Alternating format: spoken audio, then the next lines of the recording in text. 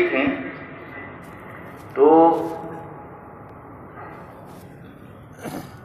لنڈی کوتل سے لے کر گوادر تک یہ منظر بھی نظر آتا ہے کہ لوگ جماعتوں کو مسجدوں میں ٹھہرنے بھی نہیں دیتے، کہیں کتے بھی پیچھے لگا دیے جائیں، کہیں لوگ لاشیاں بھی لے کر آ جاتے کہ نکلو مسجد سے۔ ایک طرف تو یہ منظر ہے، دوسری طرف اللہ کے اور مسجدوں کو دھوتے بھی ہیں۔ دوسری طرف منظر کیا ہے کہ اللہ کے فضل سے ہر سال نکلنے والی جماعتوں کی تعداد بڑھتی جا رہی ہے۔ پہلے سال کی 30-35 جماعتیں نکلتی، اس کے بعد سال کی 40-50 جماعتیں ہوں، 60-70 جماعتیں ہوں، 100 جماعتیں ہو گئی۔ اب اس وقت سال کی 600 جماعتیں الحمدللہ ملک کے اندر چل رہی ہیں، 600 جماعتیں، اور اللہ کی فضل سے اور بھی جماعتیں تیار ہو رہی ہیں۔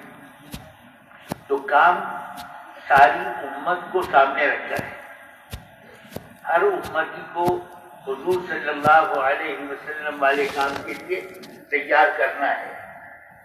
بھائی محمد امین صاحب رحمۃ اللہ علیہ، جو پہلے کراچی کے امیر تھے، فرماتے تھے کہ عمومی گشت میں جانا یہ نبیوں اور دروازوں پر کھڑے ہو کر بات کرنا، اللہ کی طرف بلانا، یہ نبیوں والا کام ہے، نبیوں والی بنیاد پر کھڑے ہونا ہے۔ گشت میں نبیوں والے بنیاد پر کھڑے ہونا ہے۔ اور آپ دیکھ لیں کہ انہی میں سے اللہ کی فضل سے پھر وہ مجمع بھی ہوتا ہے جو سال کے لیے نکل جاتا ہے، جہاں جاتا ہے وہاں سے آگے کی تشکیلیں کرتا ہے۔ مثال کے طور پر اگر ایک جماعت کراچی کی کوئٹے گئی، کوئٹے سے آگے اس نے تافتان کی تشکیل کی، تافتان سے آگے انہوں نے ایران کی تشکیل کی، ایران سے آگے انہوں نے ترکمانستان کی، وسط ایشیا کی ریاستوں کی تشکیل کی۔ جو جماعت وہاں گئی وہاں سے انہوں نے یورپ کی تشکیل کی، جو جماعت یورپ گئی اس نے وہاں سے ان کو اٹھا کر امریکہ بھیجا، امریکہ کی جماعت گئی اس نے اور باقی جنوبی امریکہ کی ریاستوں میں جماعتیں بھیجی۔ تو ہر گشت کا تعلق سارے عالم سے، ہر گشت کا تعلق، ہمارا گشت کا ناکہ ہو جانا معمولی بات نہیں ہے، معمولی بات نہیں ہے۔ گشت کو اہتمام سے کرنا اور وقت کی پابندی کے ساتھ کرنا، جو ترتیب عرض کی گئی، دعوت سب سے پہلے، اس کے ساتھ تعلیم و تعلم، اس کے ساتھ عبادات، اس کے ساتھ خدمت، یہ ساری ترتیب کار نبوت کے فرائض کی ترتیب ہے، کار نبوت کے فرائض کی ترتیب ہے۔ اس میں تھوڑا سا خلل آ جانا معمولی بات نہیں ہے، بہت بڑا نقصان ہو جاتا ہے۔ ہمارا گشت سارے عالم کے انسانوں کے لیے اور سارے عالم کے انسانوں تک پہنچتا ہوا نظر آتا ہے۔ معمولی ایک اسٹیشن پر بات سنی، اسٹیشن پر چائے والا اپنی چائے کی تیاری کر رہا تھا، گاڑی سے آنے کے لیے برتن وغیرہ دھونا، چائے تیار کرنا۔ اس کے کان میں آواز آئی کہ جو آدمی قرآن پاک کا حافظ ہوگا اس کے والدین کو قیامت کے دن اعزاز کا جوڑا پہنایا جائے گا، والدین کو قیامت کے دن اعزاز کا جوڑا پہنایا جائے گا۔ اور یہ فضیلت اور یہ فضیلت قرآن پاک حفظ کرنے والے کے والدین کے لیے۔ تو اس نے یہ سوچا کہ میرا ایک 6 سال کا بچہ ہے، ابھی تو وہ برتن دھو دیتا ہے، میرا ہاتھ بٹا لیتا ہے، اگر اس کو میں حافظ بنا دوں، دوسرے دن وہ بچے کو لے کر قاری صاحب کے پاس پہنچ گیا کہ جی اس کو حافظ بنانا ہے. انہوں نے بٹھا لیا.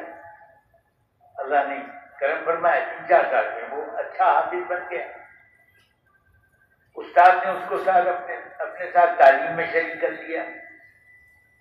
اس بچے کو تھوڑے دیر کے بعد مستقل استاد بنا دیا. اس بچے کی تعلیم اور سکھانے سے 200 کے قریب بچے حافظ بن گئے.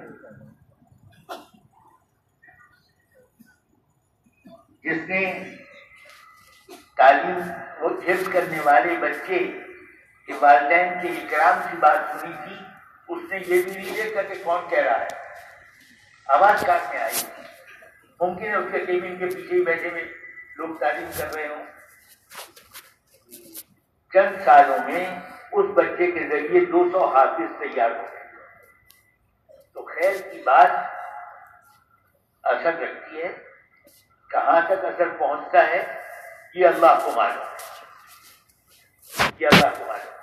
ایک مثال ہم سے دیں کہ ایک آدمی بیج ڈالتا ہے، ہر بیج سے 700 دانے بنتے ہیں. ہر بیج سے 7 بالیں نکلی اور ہر بال میں 100 دانے، تو 700 دانے بن گئے. اس نے ان کو کاٹ لیا، ان کو پھر بیج بنا کر پھیلا دیا. اب کتنے بنیں گے اور اس کے بعد کتنے بنیں گے؟ دائی کے جو اعمال ہیں ان کی کوئی انتہا جو ہے وہ تو قیامت کے دن معلوم ہو. یہاں پتہ نہیں چلے گا. یہاں تو معلوم ہوگا کہ بعد میں تو بات کو سنا، بعد میں بات کو سننے کا بھی انکار کیا، مشکلات بھی پیش آئی، لیکن آگے جو اثر ہوتا ہے وہ اللہ پاک نے پوشیدہ رکھا ہے، ہمارے سامنے نہیں آتا. لیکن کام ساری انسانیت کو سامنے رکھ کر،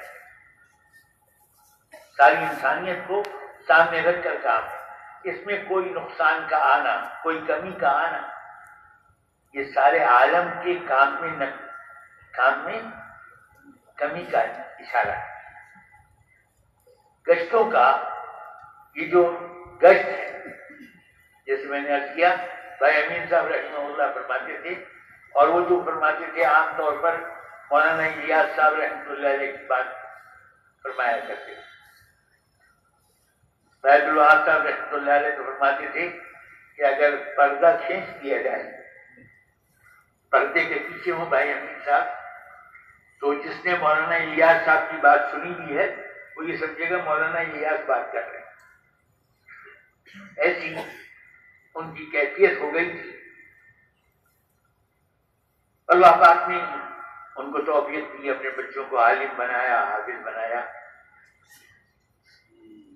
میں اپنی طالب علمی کے زمانے میں تھا، 10ویں جماعت میں پڑھ رہا تھا، تو معلوم ہوا کہ مفتی دارالعلوم والوں نے براہ راست عربی سکھانے کی کلاسیں شروع کی ہیں. میں بھی چلا گیا. 2 گھنٹے بعد کلاس ہوتی تھی اثر تک. تو 1 ہفتے اس کلاس میں بیٹھا. مفتی ولی حسن صاحب رحمۃ اللہ علیہ پڑھاتے تھے. ہر روز ایک حدیث بھی یاد کرا دیتے تھے. 1 ہفتے کے بعد میں نے خیال کیا کہ یہ علم حاصل کرنا چاہیے. چنانچہ میں بھائی امین صاحب کے پاس گیا. بھائی امین صاحب رحمہ اللہ نے یہ فرمایا کہ بھائی ابھی تو جو کام شروع کر چکے ہو پڑھنے کا، اسکول میں پڑھنے کا، آگے کالج میں، اس کو پورا کرو. اس کے بعد دوسرے کام میں لگنا. اور میں کہ اگر نہ لگ سکے تو اپنی اولاد کو حافظ بنا دینا، اپنی اولاد کو عالم بنا دینا. اس وقت انہوں نے اجازت نہ دی. تھوڑا سا دل پہ اثر ہوا، لیکن باقی بات بڑوں کی ماننی ہے، چلا گیا۔ اللہ پاک نے پھر توفیق دی، اولاد الحمدللہ حافظ بنی۔ اب اولاد کی اولادیں قریباً 30-35 حافظ ہیں، اور کتنے عالم بن گئے، کتنے عالم بن رہے ہیں۔ تو یہ کام کتنا عجیب ہے اور کیسی اس کی صلاحیت ہوتی ہے، یہ نبیوں والا کام ہے۔ نبیوں والا کام بنانے کے لیے ہمیں ترتیب یہ کرنی ہوگی کہ اپنے کاموں کو پیچھے رکھیں، جن کو ہم اپنے کہتے ہیں، ملازمت، زمیندارہ، کھیتی باڑی، صنعت، کارخانے، دکانیں، تجارت، منڈیاں، ان کو ہم اپنا کام کہتے ہیں۔ اپنے کام سے فرصت ملے گی تو یہ کام کریں گے۔ ایک ہے اس کام سے فرصت ملے تو اپنے کاموں کو دیکھ لیا جائے، اس کام کو پہلے رکھیں اور اپنے کام کو بعد میں رکھیں۔ اتنی تبدیلی کرنی ہے، اور اس تبدیلی سے اللہ پاک اس کی برکتیں دکھاتے ہیں۔ تھوڑی دیر تو مشقت آتی ہے، تھوڑی دیر کے لیے ایک خوف دل میں آتا ہے، بچوں کا کیا ہوگا، کاروبار کا کیا ہوگا۔ ہمیں جو حضرات فرماتے ہیں وہ یہ کہ بھائی 7 مہینے ملکوں میں لگائے تو 2 سال پھر آ کر اپنے مقام پر کام کرنا ہے، 2 سال اپنے مقام پر اپنے کام کے ساتھ ملا کر کرنا ہے۔ 4 مہینے لگائے تو اب باقی 8 مہینے اپنے کام کے ساتھ ملا کر اس کو کرنا ہے۔ نبیوں والے کام کو آگے رکھیں گے، اپنے کام کو پیچھے رکھیں گے۔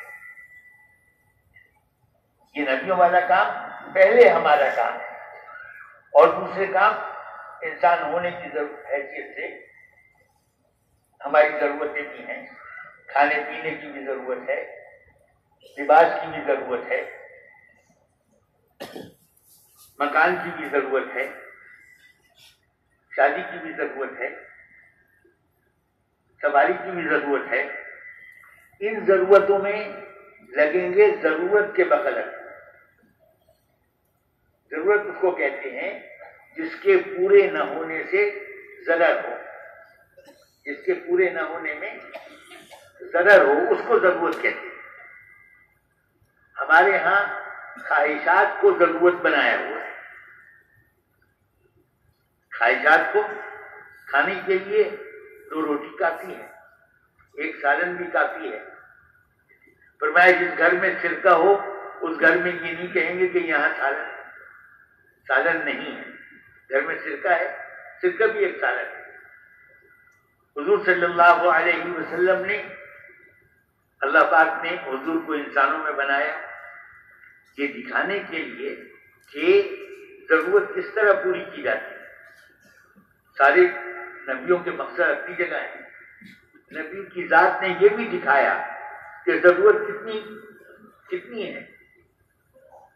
فرمایا آپ سے فرمایا گیا کہ آپ چاہیں تو یہ شہر کے دونوں طرف کے پہاڑ سونے کے بنا دیے جائیں، اور ان میں سے آپ جس طرح چاہیں تصرف کریں، جیسے چاہیں ان کو استعمال کریں، یا آپ چاہیں تو فقر والی نبوت، تو آپ نے فقر والی نبوت کو پسند فرمایا، فقر والی نبوت کو پسند فرمایا۔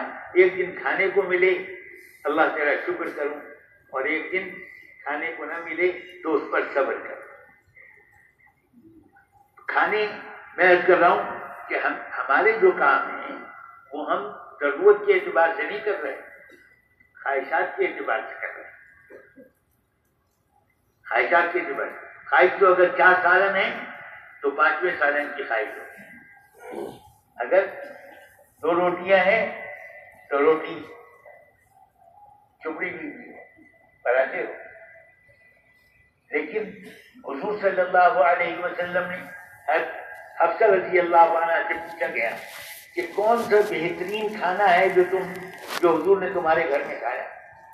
بہترین کھانا کون سا ہے جو حضور نے تمہارے گھر میں کھایا؟ فرمانے لگی کہ بغیر چھنے جو کے آٹے کی روٹی۔ اس وقت تک ہمارے یہاں چھنی نہیں آئی، بس پھٹک کر اور پھونک مار کے اڑا دیتے تھے جو تنکے وغیرہ ہوتے، اور باقی وہ گوندھ کے آٹا پکا لیتے۔ بغیر چھنے جو کے آٹے کی روٹی تھی، اس کو ہم نے گرم گرم روٹی پکائی اور گھی کے ڈبے کی، گھی کے برتن کی گھی کے برتن کی تلچھٹ، اس تلچھٹ میں گھی میں تھوڑی سی لسی بھی ملی ہوئی ہوتی ہے، کچھ کھٹاس بھی آ جاتی ہے، کچھ ایک مہک بھی پیدا ہو جاتی ہے، بو بھی پیدا ہو جاتی ہے۔ وہ ہم نے گرم گرم روٹی پر چپڑ دی۔ حضور صلی اللہ علیہ وسلم خود بھی اسے مزے لے کر کھا رہے تھے اور دوسروں کو بھی کھلا رہے تھے۔ یہ بہترین کھانا ہے جو حضور نے میرے گھر میں کھایا، بہترین کھانا ہے۔ آپ کا بہترین بستر کون سا تھا؟ کہ یہ ایک موٹا کپڑا تھا، جاڑے کے زمانے میں اس کو آدھا بچھا لیتے تھے، آدھا اوڑھ لیتے تھے۔ گرمی کے زمانے میں ہم اس کو دوہرا کر کے بچھا دیتے، 2 طے کر کے بچھا دیتے۔ ایک دفعہ ہم نے اس کو 4 طے کر کے بچھا دیا، 4 طے کر کے بچھا دیا۔ حضور نے دریافت فرمایا بھئی کیا بچھا دیا تھا؟ کہ وہی بستر تھا، اس کی طے ہم نے 4 کر دی۔ تو آپ نے فرمایا اس کو پہلے جیسا ہی کر دو، اس کی نرمی صبح کو اٹھنے میں مانے ہوتی، رات کو اٹھنے میں مانے ہوتی۔ ایک ایک چیز بتاتی نہیں، حضرت عمر رضی اللہ عنہ پوچھ رہے، ایک ایک چیز بتاتی نہیں، خود حضرت عمر بھی روتے رہے اور ام المؤمنین بھی روتی رہی۔ ایک ہے ضرورت، ایک ہے خواہش۔ ہمیں مکان کے اندر ایک خواہش کا مکان ہے، ایک ضرورت کا مکان ہے۔ سواری میں ایک خواہش کی سواری ہے، ایک ضرورت کی سواری ہے۔ شادی میں ایک ضرورت کی شادی ہے، ایک خواہشات کو پورا کرنے کے لیے شادی۔ خواہشات کو پورا کرنے کی اگر بات ہو تو ایک نوجوان نے کہا کہ میرے سسرال والوں نے 28 ڈشیں رکھی۔ باورچی سے کہا کہ میرے ولیمے میں 32 ڈشیں ہونی چاہیے۔ خواہش کا کھانا ہے، ضرورت کا کھانا۔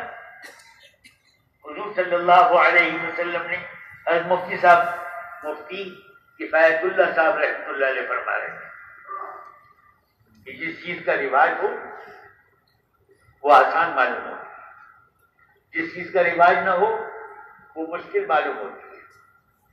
سنت کے اندر ولیمہ ہے، یہ بھی ملتا ہے کہ حضور نے فرمایا آؤ بھائی اپنی ماں کا ولیمہ کھا لو، ام المومنین کا، اور اس میں دودھ کا پیالہ پیش فرمایا، دودھ پلا دیا، ولیمہ ہو گیا۔ کبھی یہ بھی فرمایا کہ اپنے اپنے کھانے لے آؤ، مل کے کھا لیں گے، ولیمہ ہو جائے گا۔ ایسا بہت کم ہے کہ کسی ام المومنین کے ولیمے میں کوئی جانور ذبح کیا گیا ہو، 1 یا 2 واقع۔ حضور صلی اللہ علیہ وسلم والا ولیمہ آسان ہے، دودھ کا پیالہ میسر ہے، وہی پلا دیا گیا۔ لیکن اس کو اگر آج کہیں کہ ولیمہ ایسا کر لو تو کہیں گے مشکل ہے، بہت مشکل ہے صاحب۔ اور جو ولیمہ ہم کرتے ہیں اس کی مشکلات بے شمار ہے۔ قرضہ بھی لیا جاتا ہے، کھانا بھی آسودہ لوگوں کو کھلایا جاتا ہے، اور حضور نے فرمایا کہ وہ کھانا بدترین کھانا ہے ولیمے کا جس میں غریبوں کو نہ بلایا جائے۔ اچھے کھاتے پیتے لوگوں کو ولیمہ کھلا دیا جائے، وہ ہمارے لیے آسان بنا ہوا ہے، اور جو آسان تھا حضور والا ولیمہ وہ مشکل بنا کیونکہ رواج میں نہیں ہے۔ اس لیے محترم بھائیوں، بزرگوں اور دوستوں، ہمیں اپنی ترتیب کو حضور والی ترتیب سے بدلنا ہے، اور ایک دم نہیں بدلیں گے۔ کوئی چھت پر بغیر سیڑھی کے چڑھے گا، چڑھنے کی کوشش کرے گا، ممکن ہے ہاتھ پیر توڑ والے، لیکن اگر سیڑھی لگا کے چڑھیں گے چھت پہ پہنچ جائے گا۔ اگر ہمارے دسترخوان پر 2 سالن ہوتے ہیں، 1 سالن پر آ گئے تو یہ ہم نے حضور کی سنت کی طرف سفر کیا۔ اگر ہم 2-3 وقت کھانے کے بجائے 1 وقت کھانے پر آ جائیں تو ہم یہ حضور کی سنت کی طرف سفر کیا ہے۔ اپنی ترتیب ہم ایسی بنائیں کہ دعوت کا کام پہلے،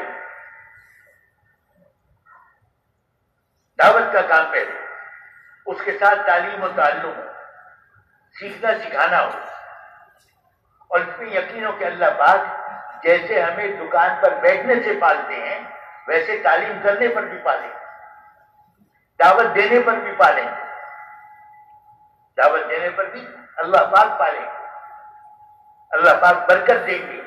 برکت اس کو کہتے ہیں کہ ضرورت پوری ہو جائے اور چیز بچ جائے، اور بے برکت کس کو کہتے ہیں؟ چیز بہت ہو اور اس کے بعد بھی ضرورت باقی رہے۔ چیز کا زیادہ ہو جانا، کھانے کا زیادہ ہو جانا، مکان کا زیادہ گنجائش والا ہو جانا، اس کو ہم برکت نہیں کہتے، اس کی برکت نہیں ہے، بلکہ تھوڑی چیز ہو اس میں ضرورت پوری ہو جائے، یہ برکت ہے۔ تھوڑی چیز میں ضرورت پوری ہو جائے، یہ برکت ہے۔ تو عرض یہ ہے کہ ہمیں یہ جو ہمارے جو کام جن کی تبلیغ میں مشق کرائی جاتی ہے، گشتوں کے ذریعے، تعلیم کے ذریعے، اور نمازوں کے سیکھنے سکھانے کے ذریعے، اور ذکر کی پابندی کے ذریعے، اور لوگوں کی خدمت کے ذریعے جو چیز ہمیں سکھائی جاتی ہے وہ پہلے کرنے کی ہے، اس کے اندر کمی نہ آئے، گشتوں میں کمی نہ آئے، تعلیم میں کمی نہ آئے، سیکھنے سکھانے میں کمی نہ آئے۔ ان کاموں کو ہم اصل کے طور پر کریں، باقی جو ہماری ضرورتیں ہیں ان کے کاموں کو ہم بیچ میں سلبتوں میں وقت نکال کر کریں۔ ہم نے ابھی ترتیب جیسے میں نے عرض کیا دوسری بنائی ہے۔ سب سے پہلے کھانے کی ضرورت، کپڑوں کی ضرورت۔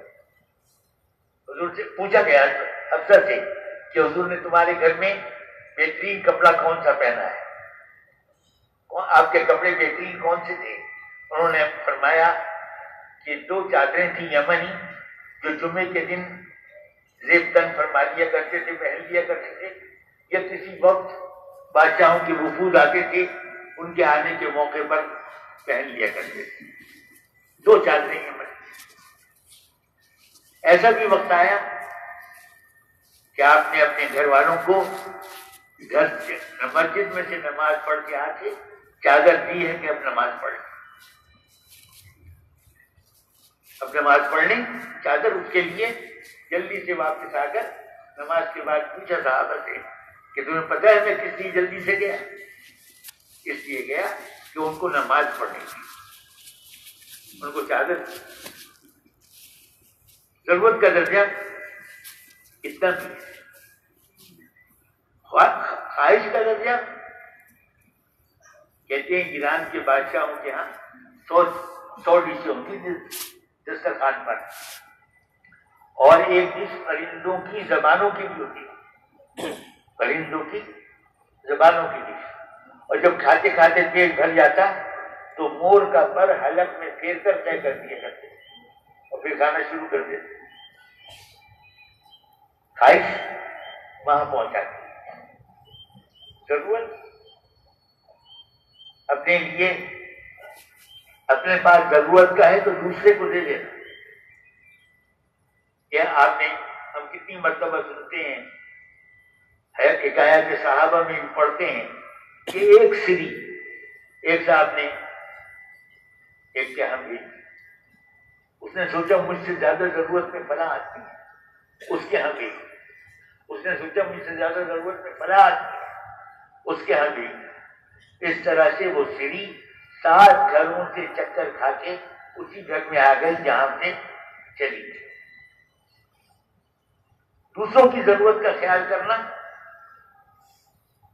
یہ نبیوں والے کام کی نشانی. اپنی ضرورت پر کھینچ تان کر اپنی ضرورت کے لیے جمع کرنا اور اپنی ضرورت پر خرچ کرنا یہ نبیوں والے راستے کی بات نہیں. ہمیں اللہ پاک نے توفیق دی ہے نبیوں والا راستہ اختیار کرنے, نبیوں والا راستہ اختیار کرنے.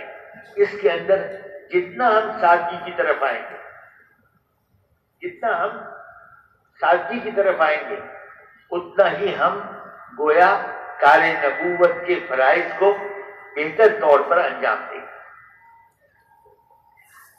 تو اس لیے اب ترتیب یہ ہماری گشت دعوت کی شکل ہے, مسجد کے اندر بیان دعوت کی شکل ہے, لوگوں کے پاس جا کر بات کرنا یہ دعوت کی شکل ہے. روزانہ ہماری مسجد کے پاس جتنی آبادی ہے ان میں سے کتنے مسجد میں آتے ہیں؟ 10%, 15%, 20%. باقی کہاں ہیں؟ باقی اپنے کاروبار میں ہیں یا اپنے آرام میں ہیں. ان کے پاس پہنچنا, ان کو حضور اکرم صلی اللہ علیہ وسلم کی ختم نبوت کی وجہ سے جو ہر امتی پر ذمہ داری آئی ہے اس کا احساس دلانا, اس کی طرف متوجہ کرنا, اس پر جو انعامات ملنے والے ہیں ان کا ذکر کرنا اور ان کو اس کے لیے تیار کرنا. اگر مہینہ بھر میں سب سے ملاقات ہو جاتی ہے, دوسرے مہینے میں دوسری ملاقات کرنا, 2 مہینے میں سب سے ملاقات ہو جاتی ہے, تیسرے مہینے میں پھر پہلے سے شروع کر دینا. لیکن ہر ایک کو حضور صلی اللہ علیہ وسلم کا کام میرے ذمے ہے یہ احساس پیدا کرنا ہے. کہیں پر تھوڑی سی آبادی ہے, 2 ہفتے میں بھی تعداد پوری ہو جائے گی, اس کے اندر تیسرے ہفتے میں پھر پہلے سے شروع کر دینا. 100% امت کو نماز پر لانا ہے. جب جائیں گے گشت میں تو پورے دین کے احیاء کی بات کریں, حضور صلی اللہ علیہ وسلم کے کام کی بات کریں. کہیں پر وہ تیار ہو جائے بہت اچھا, نہیں تیار ہوتے تعلیم کی بات کریں, تعلیم سے آگے پھر عبادات کی بھی بات کریں, نماز کی بات کریں, نماز میں باجماعت نماز کی بات کریں. جس چیز کے لیے وہ تیار ہو جائے اس سے آگے پھر ان کا ہاتھ پکڑ لیں. 100% کو مسجد میں جانا ہے. ایک بے نمازی کی نحوست 40 گھروں تک پہنچتی ہے. ہمارا گھر کتنی طرف سے 40 گھروں کے اندر آتا ہے.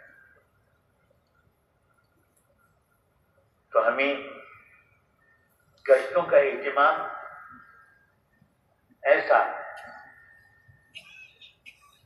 حاجی صاحب رحمۃ اللہ علیہ فرمایا کرتے تھے کہ جس دن گشت ہوتا تھا میں راستہ بدل کر, جو عام راستے سے عام طور پر پیدل چلنے کی ان کو مشق کی عادت بھی تھی, اور وہ نظام الدین سے نکلتے کشمیری گیٹ تک جاتے, وہاں سے واپسی میں راستہ بدل کر آتے، جب تک وہاں تھا راستہ بدل کر آتے، راستے میں لوگوں سے ملاقاتیں کرتے ہوئے آتے، جاتے ہوئے بھی ملاقاتیں کرتے، آتے ہوئے بھی ملاقاتیں کرتے، اور یہ سوچتے کہ آج گشت ہے، کہیں کوئی ایسی چیز نہ ہو جائے، ایسا عمل نہ ہو جائے جس سے گشت میں فرق آئے، نامحرم عورت پر نگاہ نہ پڑ جائے، کسی کی غیبت نہ ہو جائے، کسی کی غیبت ہو رہی ہو میرے کان میں وہ بات نہ پڑ جائے۔ گشت ہمارا نبیوں والا عمل ہے، اس کے لیے اہتمام کرنا ہے، صبح سے اہتمام کرتے شام کو گشت کرنے کے لیے۔ اب ہماری جو اپنی حالت ہے آپ سب جانتے ہیں کیا آج کل جماعت میں مسجد میں 60-70 آدمی ہیں 3 چلے دیے ہوئے، اور گشت میں 4-6 بہت سے بہت 10 ساتھی ہوتے۔ گشت ہمارا اگر 50 ساتھی ہیں تو ہمارے 5 گشت جا سکتے، 5 گشتوں کے لیے نکل سکتے ہیں۔ اگر 5 گشتوں کے لیے نکلیں گے 5 جگہوں پر تشکیلیں ہوں گی۔ ہمارے کام کو جو صحیح رخ ہے، ایک ہے جی گشت ہماری مسجد میں ہوتا ہے، ہماری مسجد سے سیروزہ بھی نکلتا ہے، ہماری مسجد سے چلے کی جماعت بھی نکل جاتی ہے۔ مطلب یہ ہے کہ میں اس کام کو کرتا ہوں یا نہیں کرتا، ہماری مسجد سے سیروزہ کی جماعتیں بھی نکل جاتی ہے، میرا سیروزہ بھی لگتا ہے یا نہیں لگتا، میرا چلہ بھی لگتا ہے یا نہیں لگتا۔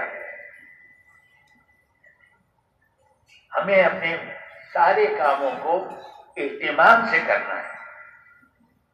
اہتمام یہ ہے کہ پہلے سے اس کی فکر کی جائے، دوڑتے بھاگتے کام کر لینا یہ اہتمام نہیں ہوتا۔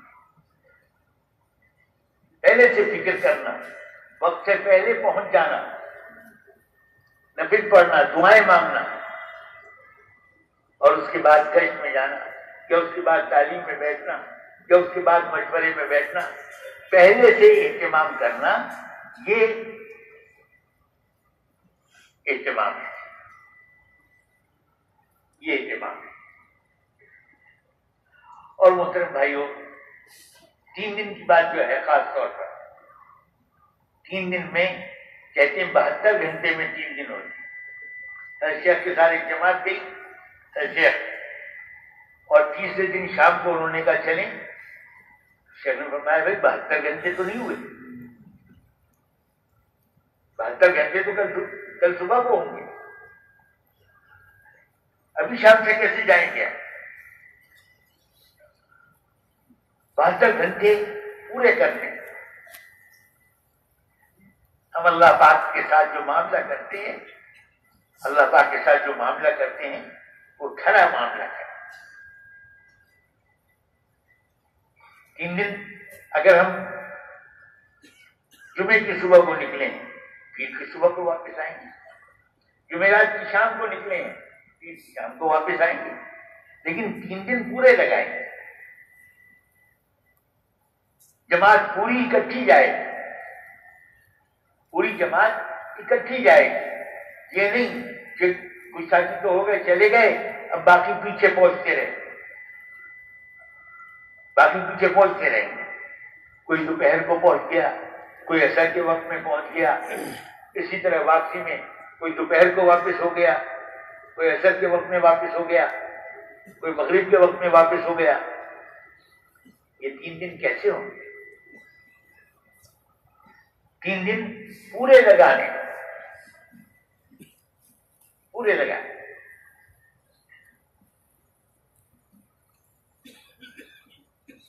اللہ جل شانہ ہمیں اس کی توفیق عطا فرمائے، ہم اس کا ارادہ کر لیں کہ اپنے کاموں کو بعد میں دیکھیں گے، پہلے دین کے کام کو دیکھیں گے، کون کون ارادہ کرتا ہے اس کا۔ اللہ پاک سب کے ارادوں کو قبول فرمائے، سب کے ارادوں کو قبول فرمائے۔ کام کو پہلے دیکھنا ہے، اپنی ذاتی کاموں کو بعد میں دیکھنا ہے، بس اتنے۔ اور دیکھیے اللہ پاک نے جو دینا ہے نا، سارے دن لگے رہیں یا 2 گھنٹے کے لیے لگے، اللہ پاک کو دے دیتے۔ ہمارے یہاں سکھر میں بھائی یوسف تھے، کیلے والے مرحوم، وہ کہتے تھے کہ میں نے سنا کہ بھائی جو آدمی دودھ کا کاروبار تھا، جو آدمی فجر کی نماز کے بعد اشراق تک بیٹھا رہے اور ذکر کرتا رہے اور اشراق کی نماز پڑھے، اللہ پاک اس کو یہ ثواب دیتے۔ ان میں یہ بھی ہے کہ اس کے سارے دن کے کاموں کو اللہ پاک بنا دیتے۔ تو کہنے لگے کہ میں نے سوچ لیا کہ بھائی میں تو اشراق پڑھ کے آؤں گا، اب دودھ کا کام، دودھ کے لیے گاہک آئے وہاں نہ ملا، دوسری جگہ سے لے لیا۔ لیکن کہتے ہیں مہینے میں ایک سودا ایسا ہو گیا کہ سارے مہینے کی کمائی میری اس میں آ گئی، کچھ نہ دے۔ ایک سودا اللہ نے ایسا کرا دیا کہ سارے مہینے کی کمائی آ گئی۔ ہم کام کو کام کی طرح کریں، کام کو کام کی طرح کریں۔ ایسی محترم بھائی دوستوں، مشورہ ہے، مشورہ بہت اہم عمل ہے۔ قرآن پاک میں 2 جگہ اس کا ذکر فرمایا گیا ہے۔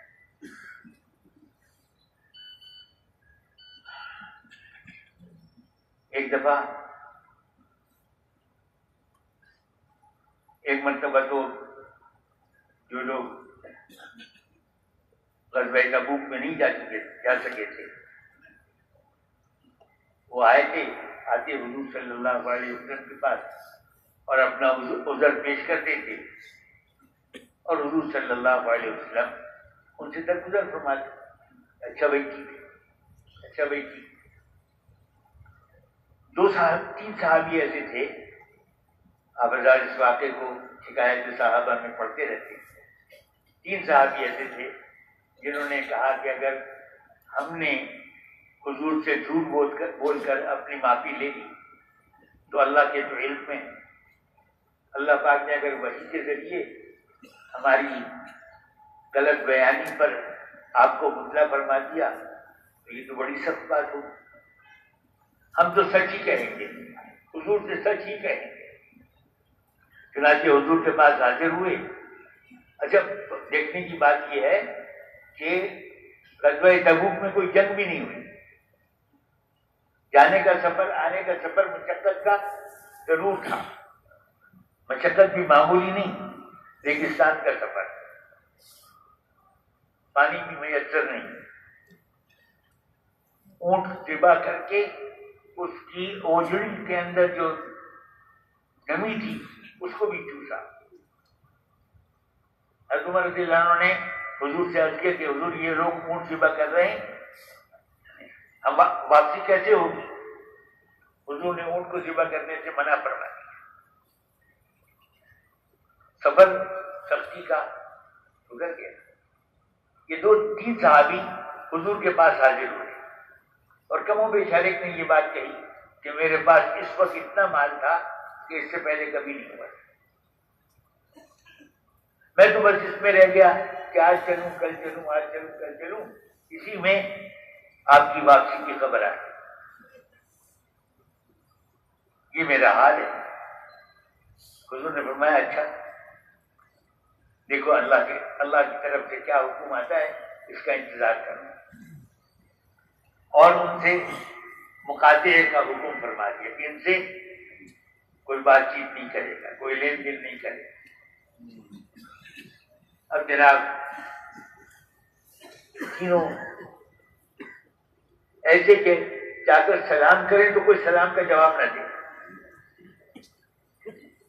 حضور اکرم صلی اللہ علیہ وسلم کو سلام کریں، آپ دوسری طرف رخ انور کریں۔ زمین باوجود اپنی وسعت کے تنگ ہو گئی، ان پر تنگ ہو گئی۔ 40 دن کے بعد بیویوں کے لیے الگ کرنے کا حکم دے دیا، بیویوں سے بھی الگ کر دیا گیا، یہاں تک کہ اللہ پاک نے 50ویں دن ان کی توبہ کو قبول فرمائی، اور کسی نے مسجد سے ہی کھڑے ہو کر آواز دی اور ان کے پاس پہنچے۔ انہوں نے اس خوشی میں کہ توبہ قبول ہو گئی ہے اپنا کرتا اتار کر ان کو دے دی، جس کے بعد جو چیز تھی وہ اس نے دے دی۔ تو نکلنے کے لیے جب ہمارا وقت ہو جائے، اس وقت میں نکل جانا، اس وقت میں نکل جانا، اور ہر کام کو اہتمام کے ساتھ کرنا، گشت کا اہتمام، تعلیم کا اہتمام۔ تعلیم میں کہتے ہیں کہ ہماری تعلیم آدھے گھنٹے کی تو ہو، آدھے گھنٹے کی تعلیم۔ اگر لوگوں میں استعداد نہیں ہے، ٹھیک ہے 10-15 منٹ سے شروع کریں، آہستہ آہستہ ایک ہفتے کے بعد 1 منٹ بڑھا لیں، پھر ہفتہ بھر کے بعد 1 منٹ بڑھا لیں، یہاں تک کہ پورا مجمع آدھے گھنٹے کی تعلیم پر آتا ہے۔ 1 گھنٹے کی بھی ہو سکتی ہے۔ حضور اکرم صلی اللہ علیہ وسلم کی جس مجلس میں احادیث پاک سنائی جا رہی ہوں، اس میں ایسے ادب کے ساتھ بیٹھنا جیسے کہ حضور کی مجلس میں حاضر ہوتے تو بیٹھتے، حضور کی مجلس میں حاضر ہوتے تو جس ادب سے آپ کی بات کو سنتے، اس ادب سے اس مجلس میں بیٹھنا جس میں حضور کے پاک ارشادات سنائے جا رہے ہیں۔ ہر کلام کا دل پہ اثر دینا، خوشی کی بات آئے خوشی سے کھل جانا، وعید کی بات آئے کب کبا جانا، کب کبا جانا۔ حضور کے ارشاد اگر صحیح کیفیت کے ساتھ تعلیم میں بیٹھیں گے تو جو نور اس کلام میں ہے وہ ہمارے دل میں آئے، جو نور اس کلام میں ہے ہمارے دل میں آئے۔ معمولی بات نہیں ہے کہ ہم تعلیم میں بیٹھ گئے نہ بیٹھے، یہ معمولی بات نہیں، بہت بڑی بات ہے۔ کار نبوت کے فرائض میں سے تعلیم و تعلم کو کہا گیا ہے۔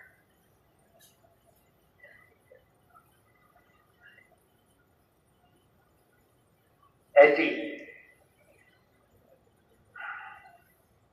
مشورے کی بات عرض کر رہا تھا۔ مشورہ ہمارے کام کی اجتماعیت کے لیے اور ساری انسانیت کی فکر کے لیے مشورے کا عمل ضروری ہے۔ مشورہ ہمارا روزانہ، اب کسی دن محلے کے بارے میں بات ہو جائے گی، کسی دن سیروتے کے بارے میں بات ہو جائے گی، کسی دن مختلف چیزوں کے بارے میں مشورہ ہو سکتا ہے، لیکن مشورہ ہمارا پابندی کے ساتھ ہر ساتھی سے رائے لی جائے، اس لیے کہ اس کو سارے عالم کی ذمہ داری دی گئی، ہر ساتھی سے رائے لی جائے۔ یہ بات نہیں کہ جو ساتھی مناسب رائے دے دے کے ان سے رائے لے لی اور سب ساتھیوں سے رائے لی جائے، اس کو حضور صلی اللہ علیہ وسلم کی امت کے درد اور فکر میں شریک کرنا ہے۔ پہلے ادھر ادھر کی بات کر دے گا، لیکن ایک وقت آئے گا کہ وہ بھی کام کی بات کرنا ہے۔ ہر ساتھی سے مشورہ رکھیے۔ مشورے میں کسی کی نگاہ دیکھ کر مشورہ نہ کیا جائے، کسی کی رائے کو دیکھ کر مشورہ نہ کیا جائے، نگاہ دیکھ کر،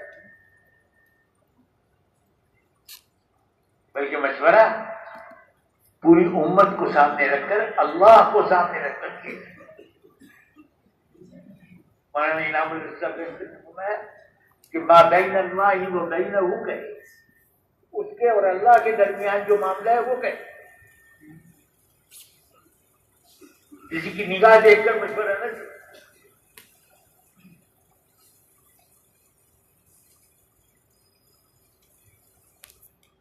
ساری امت کے اندر اجتماعیت آئے، اس کے لیے مشورے کا ایک عمل ہے، ایک نقل و حرکت کا عمل ہے۔ مشورے میں امیر سب کی رائے کو ایک کرنے کی کوشش کرے، اگر ایک رائے نہیں ہو رہی تو جو زیادہ کی رائے ہے اس کے اوپر فیصلہ کرے، لیکن مشورہ ہمارا پابندی سے ہو۔ 2.5 گھنٹے جو ہیں وہ مشورے اور تعلیم کے علاوہ ہیں۔ 2.5 گھنٹے کے اندر مشورہ اور تعلیم بھی کر لیا تو 2.5 گھنٹے تو نہیں ہوئے۔ مولانا یوسف صاحب رحمۃ اللہ علیہ فرمایا کرتے تھے کہ اگر اپنے 24 گھنٹے کا حساب بناؤ، 24 گھنٹوں کا حساب بناؤ تو 6 گھنٹے تو سونے کے رکھ لو،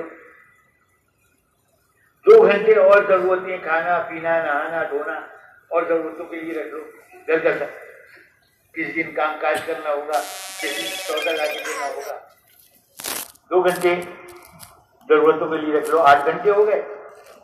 8 گھنٹے کاروبار کے لیے رکھ لو، 8 گھنٹے کاروبار کے لیے رکھ لو، 16 گھنٹے ہو گئے۔ کہا کاروبار کے لیے 8 گھنٹے نہیں رکھتے، 10 گھنٹے رکھ لو، باقی کے 6 گھنٹے کا 10 اور 8 18، 6 گھنٹے باقی، یہ ہمارے یوں ہی گزر جاتے ہیں۔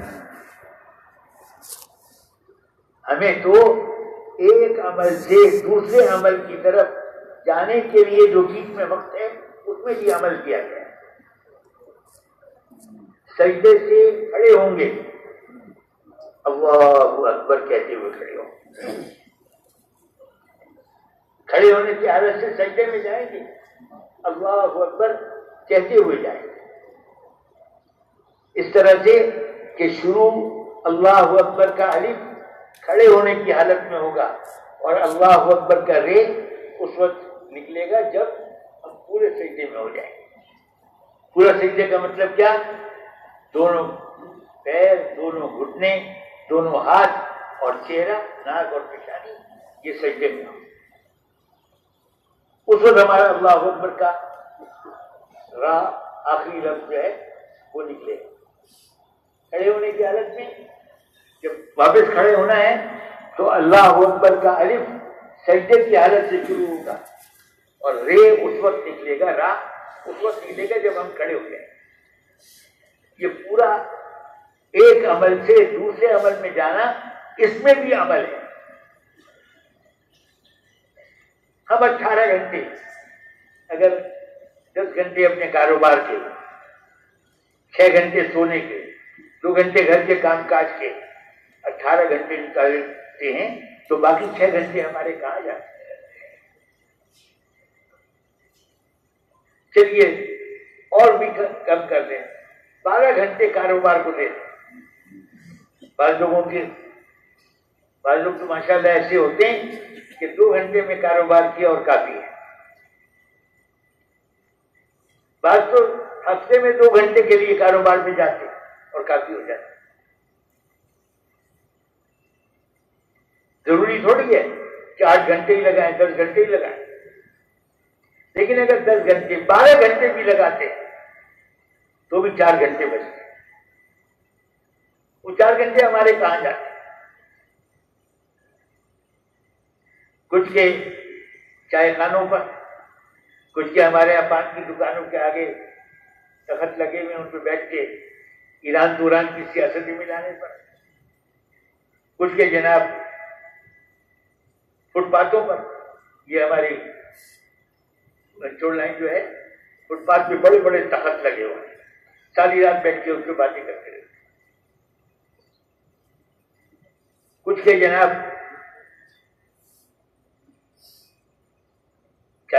یعنی ہوٹلوں پر، کچھ کے اس سے آگے ہیں کلبوں میں وقت لگتا ہے۔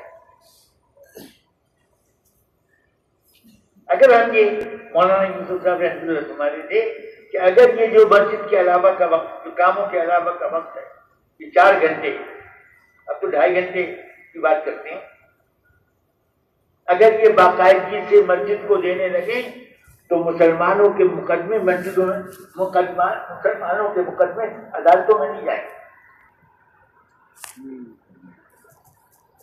کہیں گے مسجد میں ہی بیٹھ کے فیصلہ کرتے۔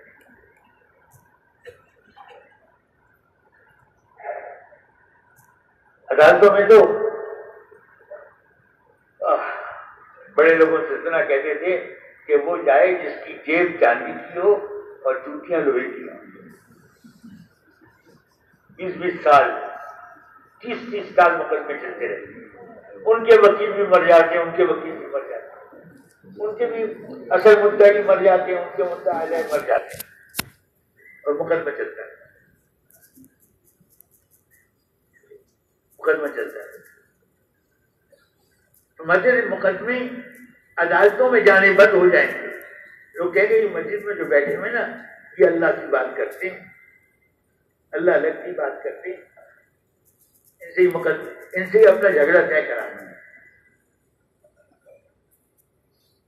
نہ وکیلوں کی فیس، نہ کورٹوں کی فیس، نہ وہ چکر، ان سے ہی مقدمہ طے کرنا۔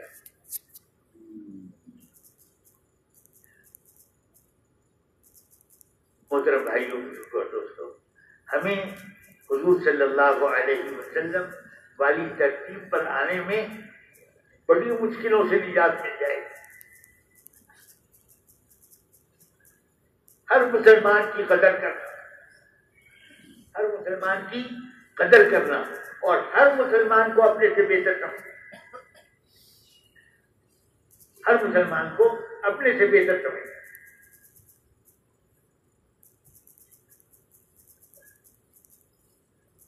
اس کے لیے ہمیں ان اعمال کا اہتمام پورا کرنا ہوگا، پورا کریں گے تو انشاءاللہ مسئلے زندگی ان مصیبتوں کے لیے نہیں ہے جو ہم نے اپنے یہاں پالتی ہیں، زندگی تو آخرت کی تیاری کے لیے ہے، زندگی تو آخرت کی تیاری کے لیے ہے۔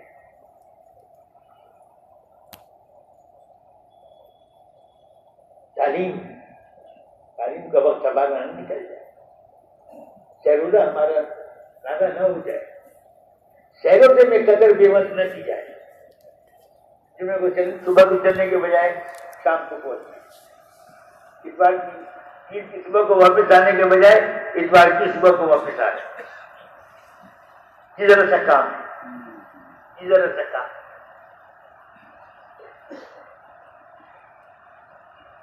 اگر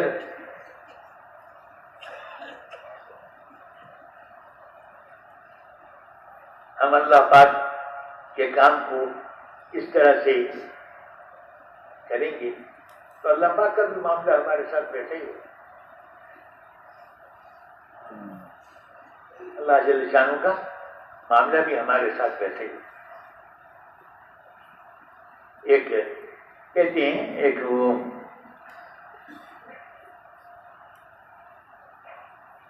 آدمی تھا، اس نے اللہ کے لیے اپنے آپ کو مشغول کرنے کا ارادہ کیا، تنہائی میں کی جگہ تلاش کی، پہاڑ میں، تو کھانا اس کے لیے وقت پہ آ جاتا تھا، جیسا کھانا وہ چھوڑ کے آیا تھا ویسا آ جاتا تھا۔ قریب ہی ایک آدمی اور بیٹھا ہوا تھا، اس کے لیے بڑا دسترخوان آتا اور نعمتیں ہوتی ہیں اس وقت. تو اس نے اللہ میاں سے کہا یا اللہ میں بھی گھر بار چھوڑ کے آیا, یہ بھی چھوڑ کے آیا, اس کے لیے تو آپ کے یہاں سے اتنا اکرام ہے, اور میرے لیے 2 سوکھی روٹیاں اور شوربہ سالن. تو اللہ پاک کے یہاں سے جواب آیا, کسی اللہ والے نے اس سے کہا کہ بھائی تو جو چھوڑ کے آیا ویسے ہی تجھے مل رہا ہے, اور وہ جو چھوڑ کے آیا اس کو ویسا مل رہا ہے.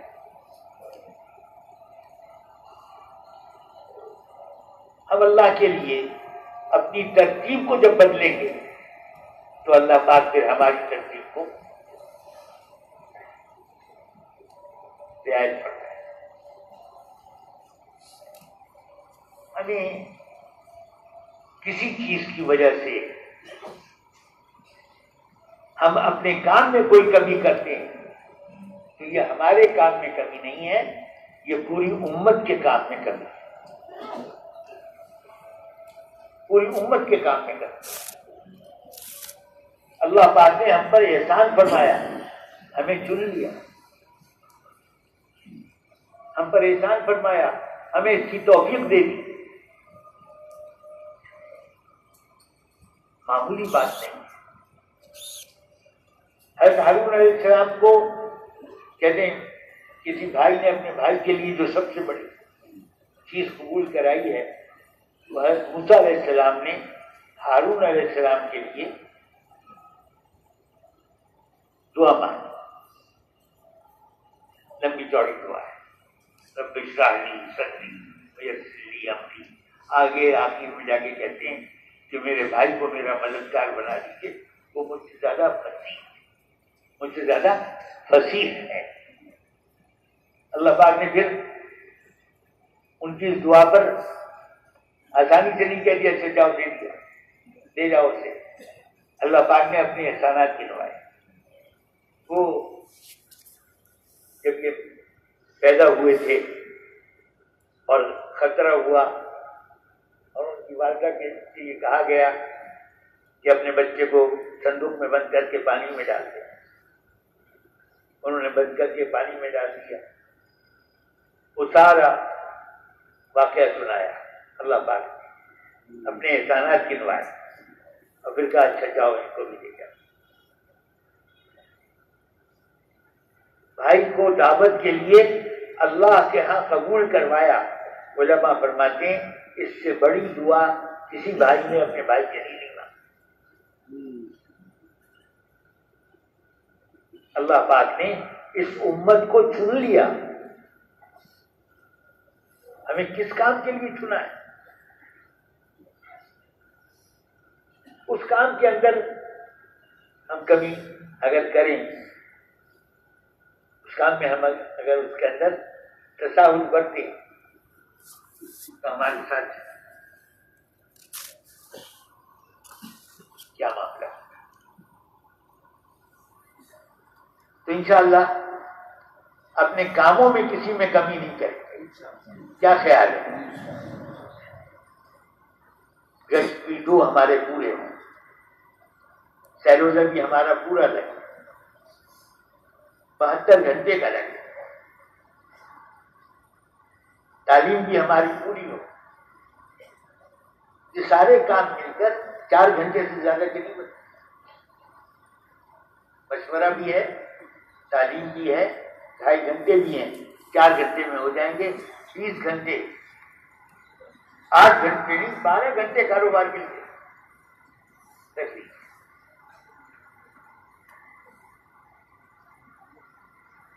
لیکن یہ 4 گھنٹے اس میں تعلیم اور مشورے بھی ملا لیجیے, 2.5 گھنٹے خالص دعوت. تو کیا خیال ہے بھائی, ان کاموں کو پورا کریں گے اور اپنے ساتھیوں کے ساتھ بھی خیر خواہی یہ ہے کہ ہم کو ان کاموں کے لیے پوری طرح تیار کیا جائے, سب ساتھیوں کو ساتھ میں رکھا جائے.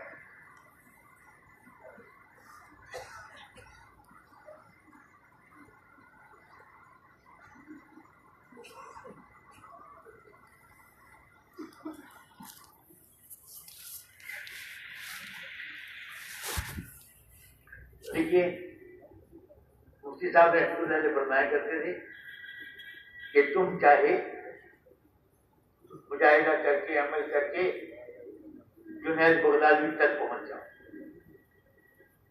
لیکن اگر تمہارے گھر والوں کے اندر دین نہیں ہوگا تو دین تمہارے گھر کی چوکھٹ سے باہر ہے، گھر کے اندر نہیں ہے، گھر کے اندر نہیں ہے۔ گھر والوں کو دین کے کام میں پہلے سے لگانا۔ جب ہماری جماعت گئی مصر مستورات کے مولوی عبداللہ صاحب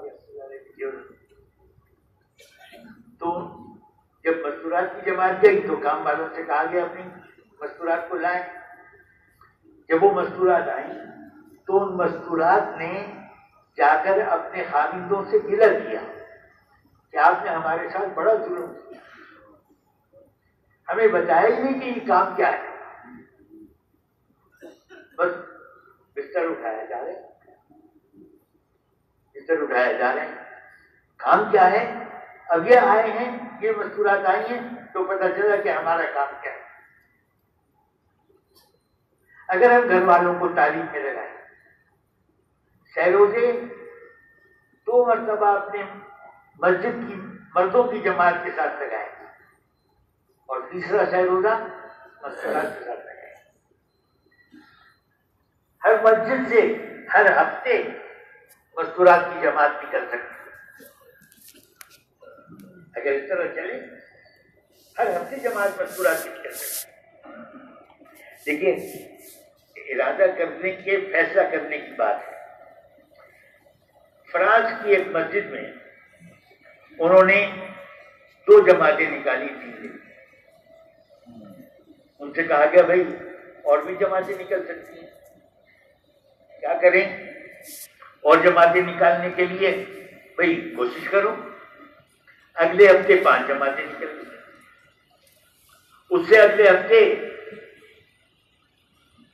9 جماعتیں نکل گئی، اس سے اگلے ہفتے 13-14 جماعتیں نکل گئی،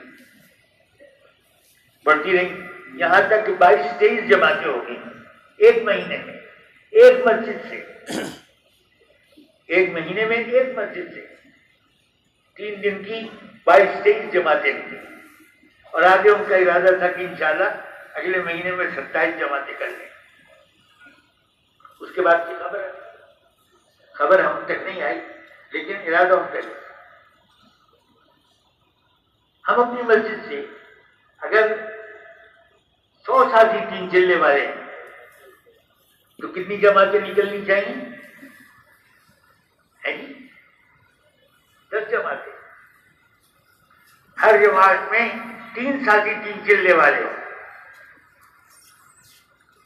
ہر جماعت میں 3 ساتھی 3 چلے والے ہوں تو 30-32 جماعتیں نکل جائیں، اور 3 چلے والے اللہ کا فضل ہے، آپ سب حضرات 3 چلے والے ہیں۔ 3 چلے لگانے سے کیا کمی آئی؟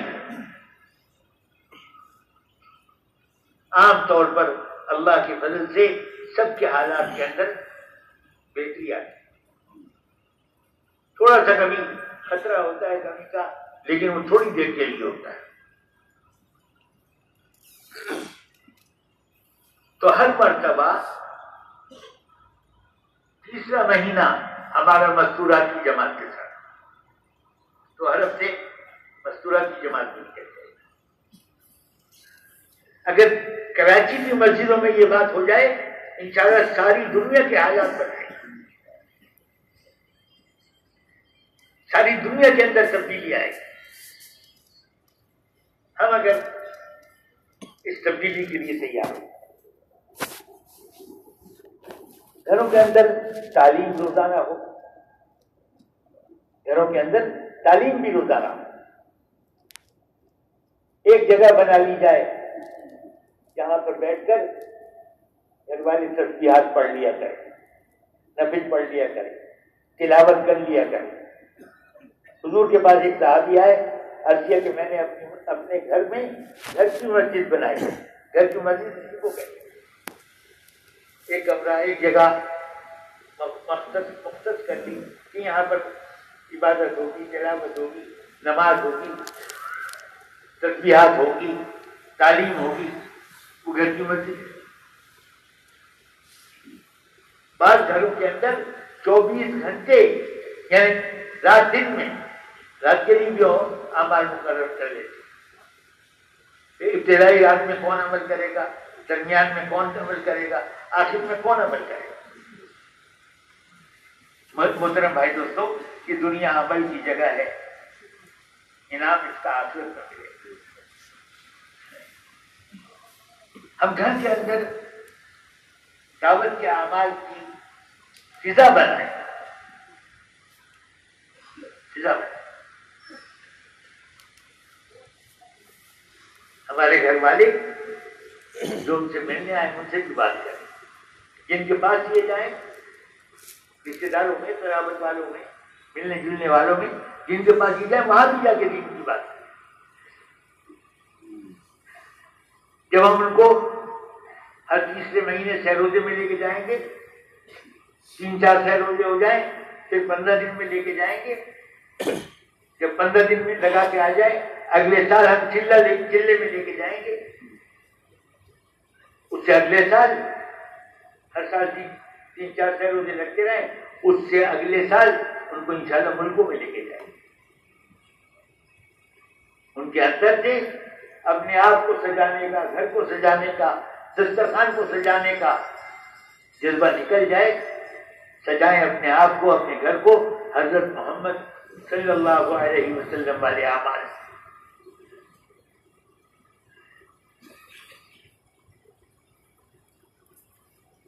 تو کون کون اس کا ارادہ کرتے ہیں؟ اللہ پاک سب کو قبول فرمائے، سب کو قبول فرمائے۔ اور محترم بھائیوں،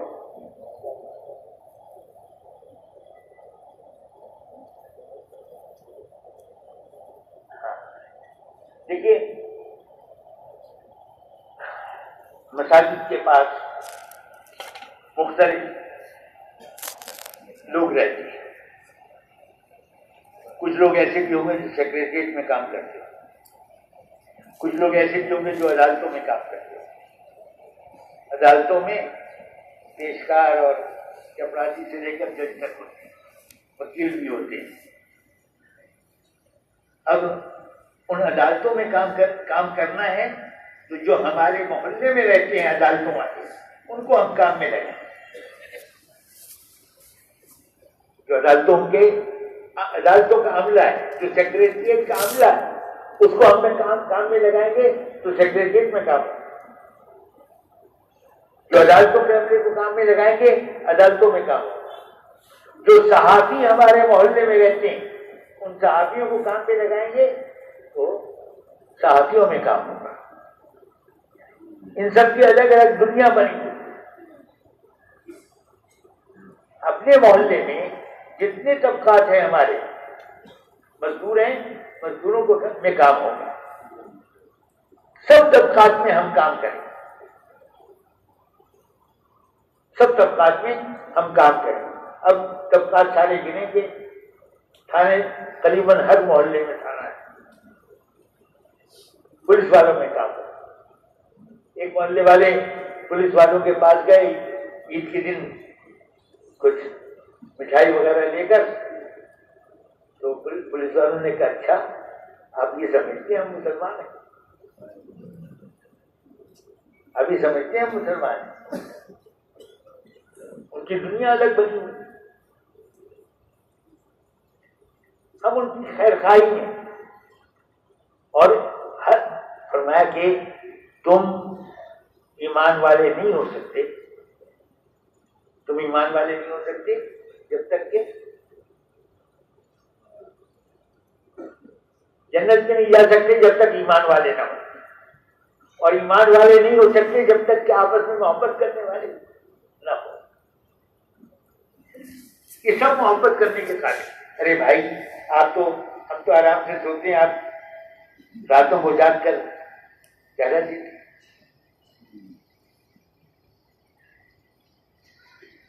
دوسروں کے اکرام کی وجہ نکال لی جائے۔ پولیس والے ہیں، پولیس کا ایک طبقہ ہے، تھانے کا طبقہ ہے، اوقات ہم ہر طبقے کے لوگ کم و بیش ہر طبقے کے لوگ یقیناً محلوں میں رہتے ہیں، اور ہمارے محلے میں ممکن ہے 8-10 طبقات کے لوگ نکل آئے، وکیل بھی نکل آئے، عدالت کے عملے کے لوگ نکل آئے، جج اور مجسٹریٹ بھی نکل آئے، سیکریٹریٹ میں کام کرنے والے بھی نکل آئے۔ ان سب میں کام اگر ہوگا تو چاروں طرف سے ماحول بنے گا، چاروں طرف سے ماحول بنے گا۔ اب جو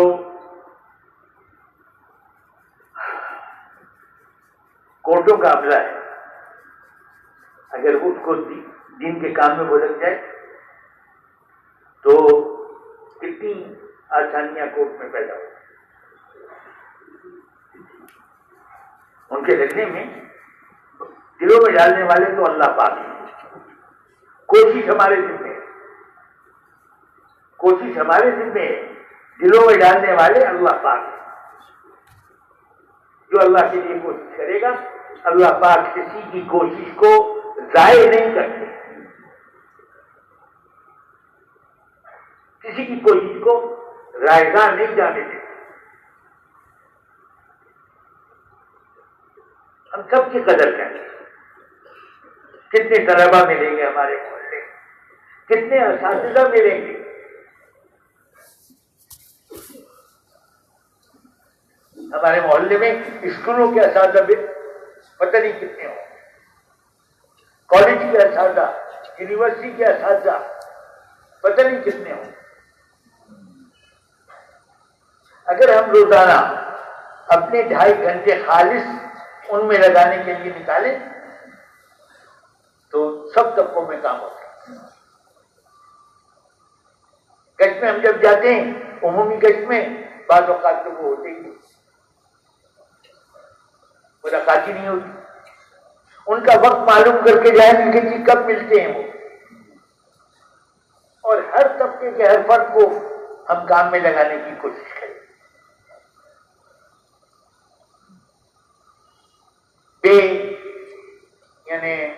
بے خانمائی کیا کہتے ہیں، تو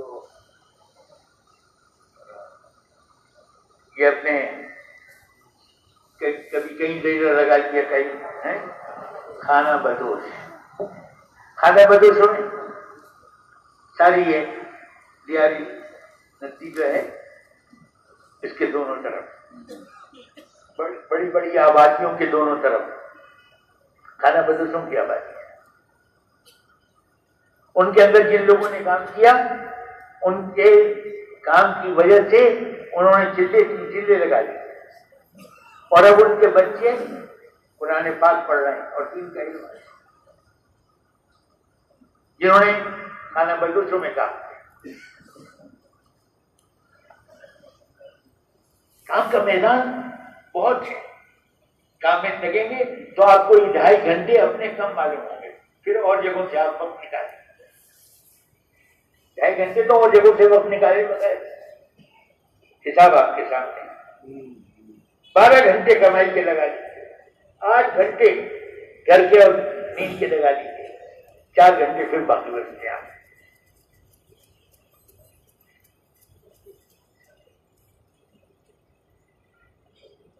جتنے طبقات ہیں کالجوں میں، کالج اور اسکولوں کے طلباء کی اتنی تعداد ہر محلے میں ہے کہ ایک ہاسٹل بن سکتا ہے، ہر محلے میں اتنی تعداد ہے کالج کے اور اسکولوں کی اور یونیورسٹی کے طلباء کی اتنی تعداد ہے کہ ایک ہاسٹل پورا بن سکتا ہے۔ ہر مسجد کا محلہ ایک ہاسٹل بھی ہے،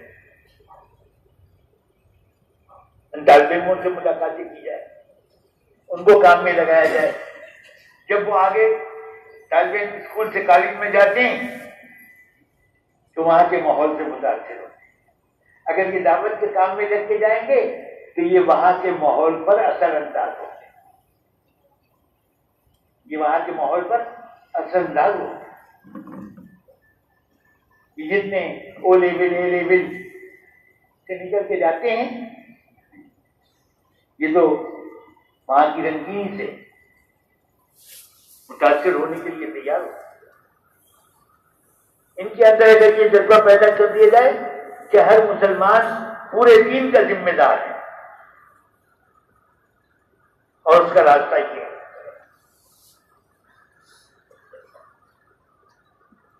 تو بتائیے ان سارے طبقات میں اور طبقات کون کون سے ہیں؟ آپ گنائیں گے تو بہت سارے ہو جائیں گے. کئی محلوں کے باہر تو مزدوروں کے ڈیرے، مزدوروں کے ٹھیے لگے ہوئے.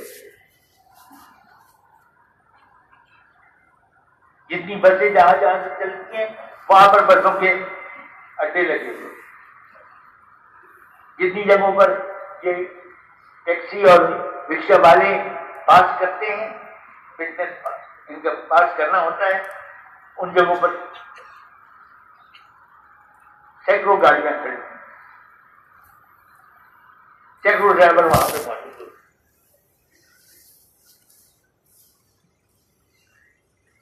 کام کا میدان بہت وسیع ہے، بہت وسیع ہے. یہ ہمارا تھوڑی دیر کا گشت اس کے لیے کافی نہیں. گشت ایک عمل ہے. حضور صلی اللہ علیہ وسلم اور انبیاء علیہ السلام کے طرز پر لوگوں کے پاس جانا، ان سے دین کی بات کرنا، ان سے آخرت کی بات کرنا اور ان کو اٹھا کے لانا، یہ بھی کرنا ہے. اور لوگوں کے پاس جب آپ جائیں گے تو آپ کے سامنے طبقات آ جائیں گے، مزدور بھی آ جائیں گے، خانہ بدوش بھی آ جائیں گے، اور عدالتوں میں کام کرنے والے، ہوٹلوں میں کام کرنے والے، ہوٹلوں میں کام کرنے والے، جو بڑے بڑے ہوٹل جہاں پر ساری دنیا کے لوگ آ کے ٹھہرتے ہیں، ان ہوٹلوں میں اگر کام کرنے والے تبلیغ میں لگے ہوئے ہوں گے، دعوت کے کام میں لگے ہوئے ہوں گے، وہ مہمان کو خوش کر کے مدنی مسجد بھی لے آئیں گے، مکی مسجد بھی لے آئیں گے اگر ان کو کام میں لگا دیا.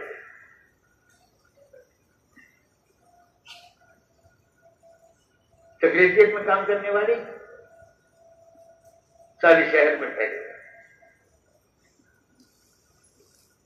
تو ان طبقات میں کام کریں گے انشاءاللہ. اور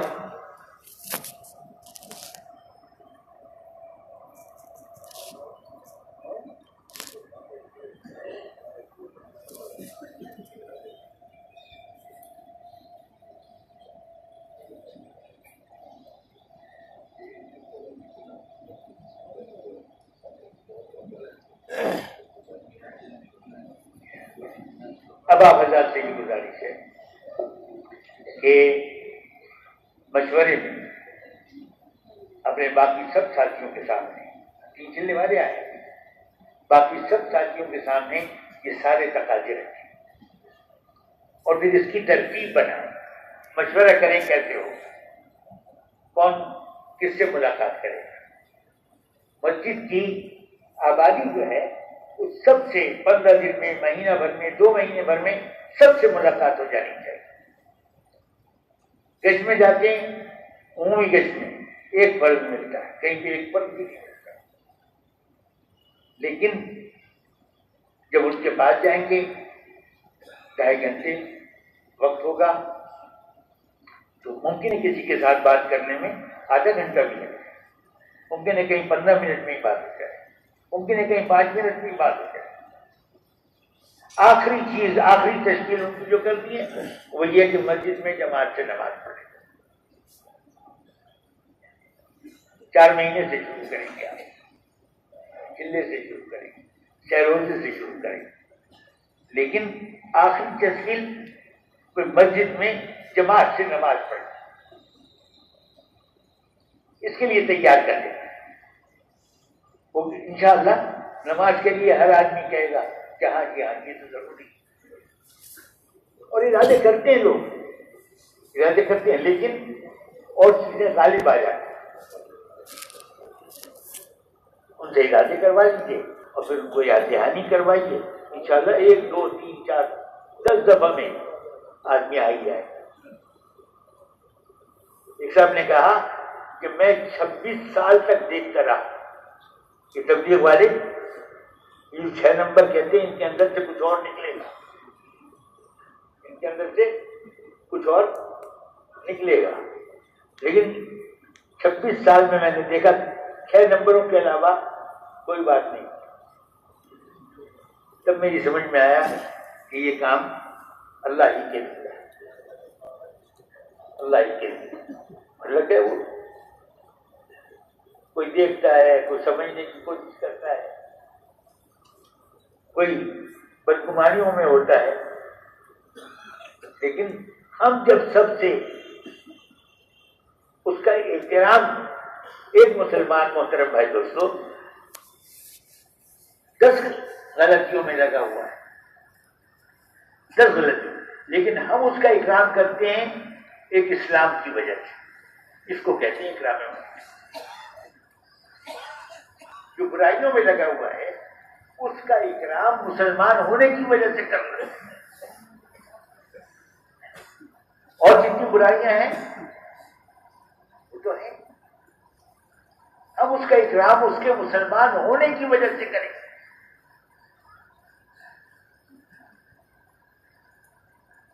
تو اس طریقے سے انشاءاللہ جب سب سے ہم تعلق جوڑیں گے, آج کی جمع کرنے میں یہ چند چیزوں کا تو مذاکرہ تھا, کیونکہ بہت سے احباب رائے کے جوڑ میں گئے تھے اور بہت سے نہیں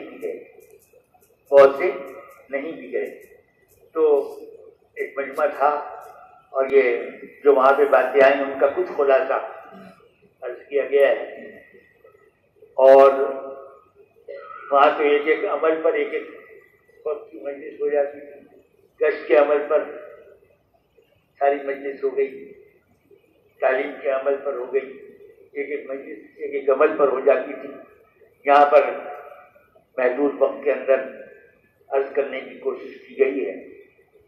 اب اپنے محلے کے ساتھیوں کو بٹھا کر یہ ساری چیز ان کے سامنے رکھتے ہوئے مشورہ کیا جائے کہ بھئی کیسے کام کرنا ہے, کیسے کام کرنا ہے. سیروزہ جماعتیں کیسے نکالیں, سیروزہ جماعتوں کے لیے وقت سویرے کا رکھا جائے, 8 بجے کا, 8:30 کا, چلیے 9 بجے کا بھی رکھیں گے تو 9 بجے جماعت نکل جائے. پھر بدھ کی یا پیر کی صبح کو 9 بجے واپس آئے. 3 دن پورے 72 گھنٹے کے ہوتے ہیں. اور جناب گشتوں کے اندر اور تعلیم میں اور مشورے میں سب چیزوں میں سب ساتھی شریک ہوں. حضور اکرم صلی اللہ علیہ وسلم کے مبارک کام کی فرائض کی یہ ترتیب ہے, فرائض کی یہ ترتیب. یہ کوئی کسی فرض کا گھر میں بیٹھ کر پروگرام بنا کر دینا نہیں ہے, بلکہ اس کے پیچھے کتنے مجاہدے اور کتنی قربانیاں اور کتنی تکالیف اور ناگواریوں کو برداشت کرنا ہے, اس پر اللہ پاک نے یہ سب کچھ کھولا ہے. تو ہم ان چیزوں کو جب پابندی سے باقاعدگی کے ساتھ کریں گے تو انشاءاللہ ان سب چیزوں کا نور ملے گا. گشت سے بھی نور ملے گا, تعلیم سے بھی نور ملے گا, مشورے سے بھی نور ملے گا. تو انشاءاللہ کریں گے. اللہ پاک فرمائے.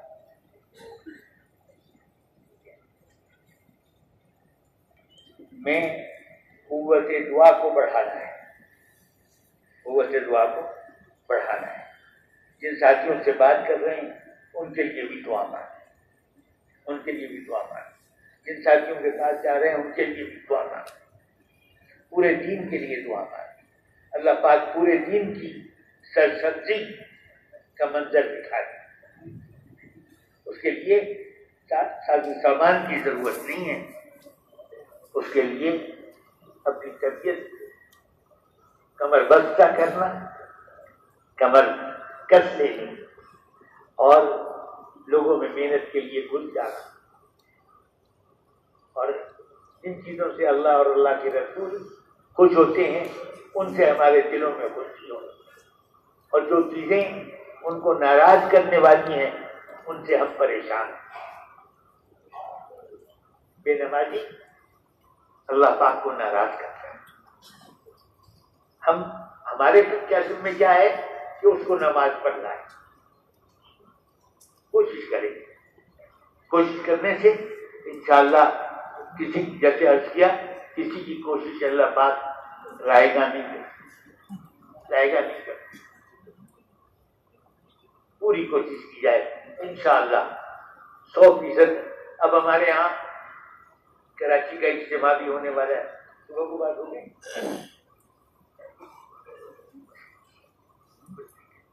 تو کراچی کے اجتماع سے انشاءاللہ جنوری کے آخری تاریخوں میں ہے، اور جماعتیں ہمیں مسجدوں سے نکالنی ہیں اور ملکوں کی جماعتیں بھی بنانی ہیں، اور سارے اندرون ملک کی جماعتیں بھی بنانی ہیں، اس کی بھی بات چلائی جائے، اور اللہ پاک اپنے کرم سے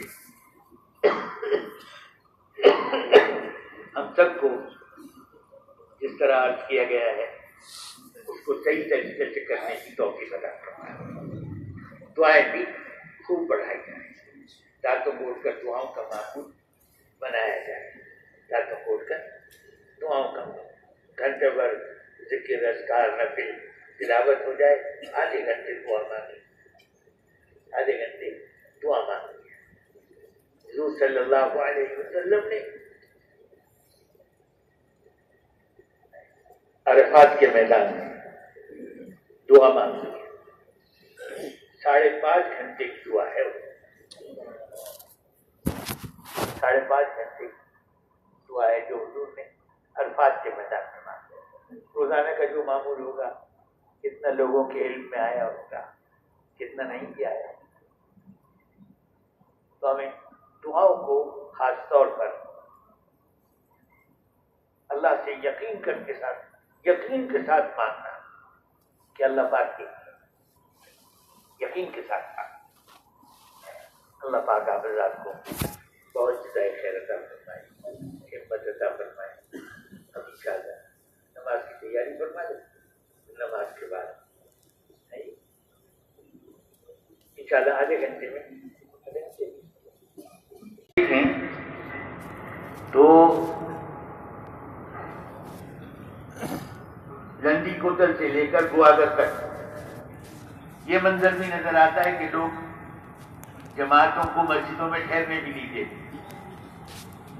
کہیں کتے بھی پیچھے لگا دیے جائیں، کہیں لوگ